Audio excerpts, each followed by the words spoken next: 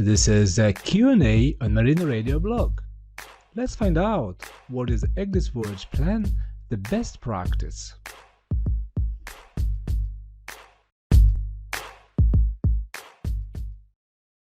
Once the limiting factors in the performance of the voyage have been established, they have to be transferred to the ECDIS. This facilitates the decision-making and the consideration in working out a precise track in the NC and interpreting the display chart adequately. The general settings of the ECDIS should therefore be adapted to the different conditional parameters of the upcoming voyage, such as departure, transit, and arrival. As a critical example, the setting of the safety contour is essential for planning the route, since it divides the chart into navigable and non-navigable waters.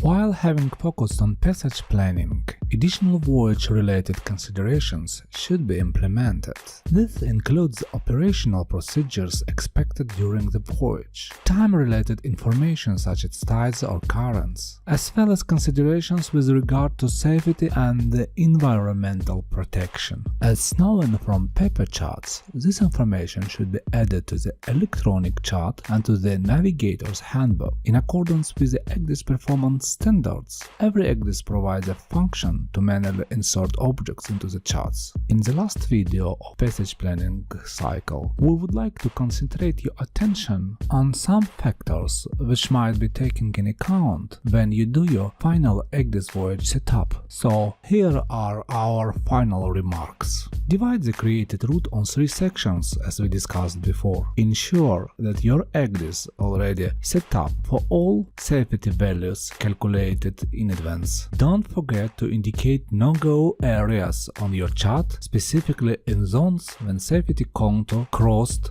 by your track. To avoid time wasting when you create your route, don't forget to save and name the voyage plan accordingly to the voyage task. Ensure that a route check has done with adjusted XTL, and this operation recommended to do both manually and automatically. Keep in mind that attention to the seasonal object should not be avoided. Be focused on presence of VTSS on the way of your track. VTSS waypoints should be highlighted on ECDIS screen. Don't forget to implement the rule number 10 of COLREG when entering or crossing the vessel traffic separation schemes. When determining your ETA, time zones should be taken in account. Radio contact information relevant to pilot call and reporting points should be also added to your passage plan. Remember, do not ignore the company policies. Route should be checked manually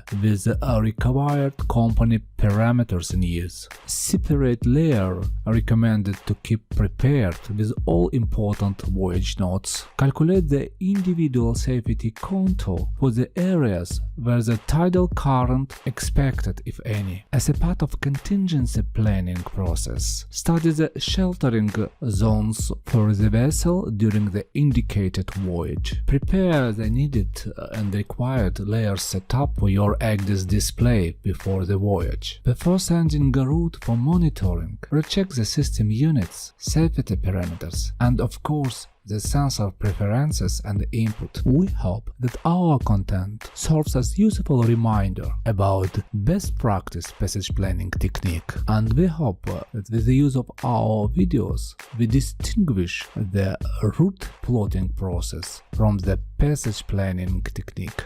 Passage planning itself is just not simple plotting of waypoints on ECDIS screen or adding them to the waypoint list. We hope that navigator on board accept our recommendations as a minimum for further passage planning.